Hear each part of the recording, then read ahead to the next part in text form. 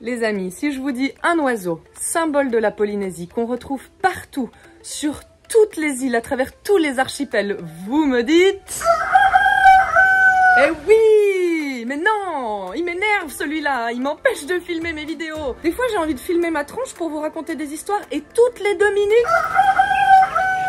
Mais ta gueule! Donc aujourd'hui, nous allons parler des oiseaux de Polynésie, mais pas de celui-là. Depuis toujours, les Polynésiens savent vivre en harmonie avec les oiseaux. Demandez à un pêcheur comment on trouve du poisson au large. Quand tu regardes la surface de l'eau, difficile de les repérer. Mais si tu prends de la hauteur, c'est bien plus facile. Et qui est capable d'avoir facilement une vue d'ensemble depuis le ciel? Eh oui, si tu veux du poisson, suis les oiseaux. Mais est-ce qu'il serait possible d'utiliser les oiseaux pour autre chose que la pêche? J'ai entendu des rumeurs qui disaient que observer les oiseaux pouvait permettre de se mettre en sécurité en cas de catastrophe naturelle. Alors pour en savoir plus, moi je me suis joint à une équipe de scientifiques qui est partie au Lagon Bleu, dans l'atoll de Rangiroa, pour étudier les oiseaux. Donc je vous propose qu'on aille voir un petit peu tout ce qu'ils font, et c'est eux qui vont nous expliquer tout leur travail et comment les habitants de la Polynésie pourraient se protéger en cas de catastrophe naturelle.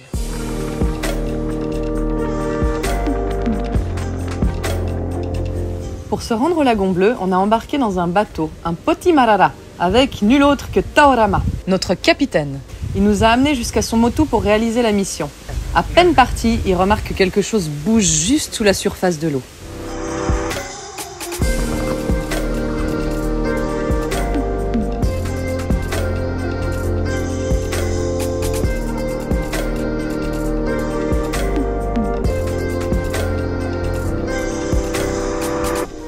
Bon d'accord, les raimentas, c'est pas des oiseaux, mais ça vole un peu sous l'eau, non?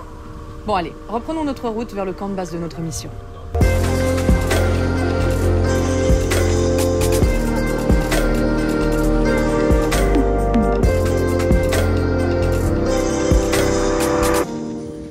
Et voilà, c'est ma maison. Et nous voilà installés. Ça, c'est le camp de base de la mission. Alors, qui sont ces scientifiques et pourquoi est-ce qu'ils sont venus si loin pour étudier des oiseaux? Pour en savoir plus, on va poser la question à Frédéric, le chef de la mission. Mais alors, c'est qui Frédéric? Et qu'est-ce qu'il fait ici? Donc, je m'appelle Frédéric Giguet, je suis professeur au Muséum national d'histoire naturelle et je suis venu à Rangiroa pour mettre en place un programme scientifique qui s'appelle Kiwikuaka. Ce programme consiste à capturer des oiseaux migrateurs qui passent l'hiver ici et qui vont nicher en Amérique du Nord, à les équiper de balises GPS. Donc c'est un petit appareil qui enregistre des positions et d'autres données. Donc nous, ça nous donne des indications sur ce que fait chaque oiseau, son comportement et ses mouvements. Et l'idée, c'est qu'on pense que ces oiseaux migrateurs sont sensibles aux infrasons et seraient capables d'anticiper l'arrivée d'un cyclone ou d'un tsunami pour échapper à ce type de danger qu'ils sont obligés de gérer lors de leur grande migration. Le courlis d'Alaska, qui est notre espèce un peu fétiche, migre chaque automne de l'Alaska vers la Polynésie sans s'arrêter, en un seul vol direct. S'il y a des cyclones ou des dépressions en cours de route, il peut les détecter en amont et les éviter. Profiter des vents qui s'accélèrent, mais sortir de la dépression si les vents vont encore forcir, parce que lui serait capable de détecter les infrasons produits par le vortex d'une tempête tropicale ou d'un cyclone, et donc de savoir que derrière ces vents forts, il y aura encore pire et qu'il ne faut pas rester dans ce système. Voilà. Alors il y a beaucoup de récits de survivants de tsunamis qui disent qu'ils ont vu des vols d'oiseaux rentrer dans les terres. Ensuite, il y a les secouristes qui disent qu'on trouve très peu d'animaux morts, même les animaux domestiques sont partis se réfugier à l'intérieur des terres. Et donc on pense que les animaux, la plupart des animaux ont cette capacité à détecter et interpréter des infrasons. Alors c'est pour ça qu'on est venu en Polynésie, où le courlis d'Alaska est abondant, notamment au Lagon Bleu, pour en équiper de balises GPS et suivre leur comportement, faire une sorte de veille, de surveillance. Alors on n'espère pas qu'il y ait une catastrophe qui nous permette de voir comment les animaux réagissent, mais si c'est le cas, on sera prêt et on pourra mesurer leur comportement et éventuellement proposer d'utiliser les animaux, notamment sauvages, notamment les oiseaux migrateurs, comme système d'alerte précoce pour compléter tout ce qui existe déjà. Bon, tout ça c'est génial, mais on oublie une étape très importante. Parce que mettre une balise sur un oiseau, c'est bien, mais d'abord, il faut encore réussir à le capturer. Et ça, c'est pas toujours si facile. Il y a plusieurs techniques pour capturer les oiseaux. Par exemple, tu peux tendre un filet. Et là, les oiseaux vont se prendre dedans. Le problème, c'est que tu vas pas forcément tout le temps capturer ceux que tu veux. Ça sélectionne pas l'espèce. Je sais que ça peut paraître assez impressionnant, mais ne vous inquiétez pas, cet oiseau va très bien. Quelques secondes plus tard, il est démêlé, ils ne sont pas du tout blessés et ils sont prêts à être relâchés directement dans la nature. On peut essayer une autre technique, par exemple mettre un piège par terre qui se déclenche pour capturer les oiseaux. Mais bon, ils se prennent pas toujours dans ton piège ou alors parfois... Le piège a fonctionné, mais le piège n'a pas capturé ce que nous espérions. Non, réellement, si tu veux capturer des courlis d'Alaska pour leur mettre une balise, le mieux, c'est de faire une mission de nuit sur le récif. Utiliser des jumelles thermiques qui te permettent de les repérer pour ensuite aller les attraper à la main et pouvoir leur mettre une balise. L'équipe a passé toute la nuit sur le récif pour réussir à les attraper. Alors je vous propose de me suivre et on va voir à quoi ça ressemble d'aller capturer des oiseaux en pleine nuit sur le récif.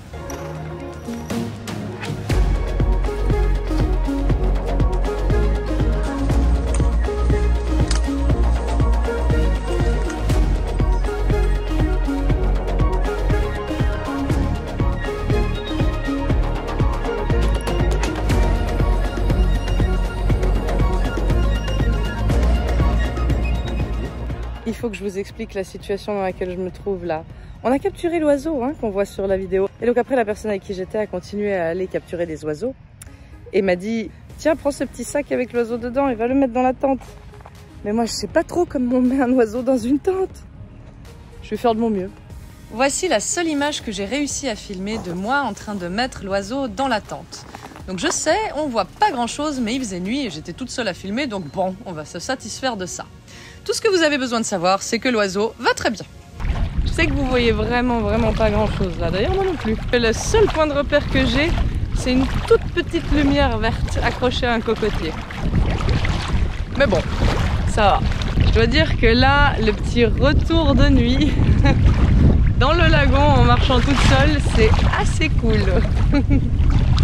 Et voilà comment s'est terminée ma petite mission nocturne pour aller chercher les courlis d'Alaska sur le récif.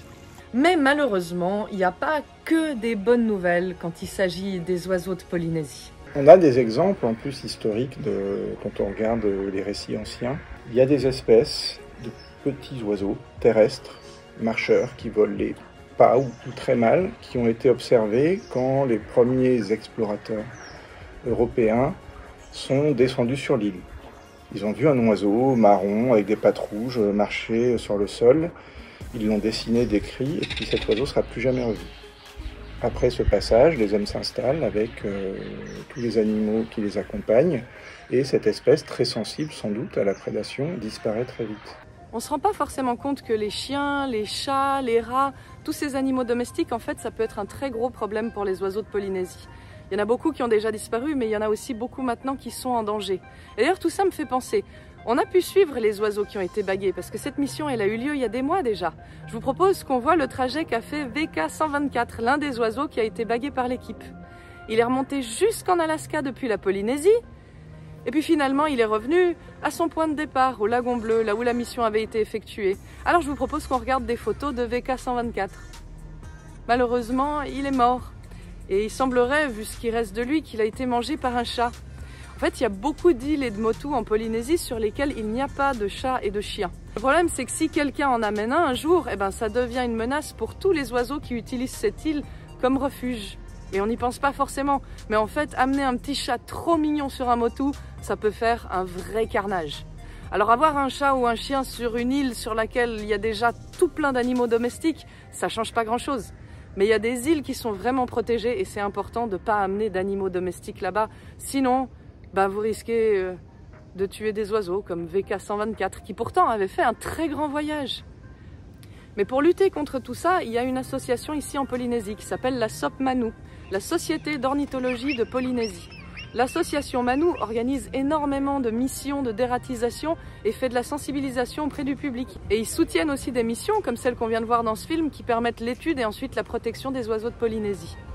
Il y a énormément de travail qui est fait, donc ça c'est pas du tout la première mission. La SOP Manu est active depuis de très nombreuses années et d'ailleurs je les remercie de m'avoir invité et de continuer à m'inviter pour aller filmer des films sur les oiseaux. Parce que j'ai tendance à vous montrer tous les animaux de Polynésie en vous montrant uniquement ce qu'il y a sous l'eau.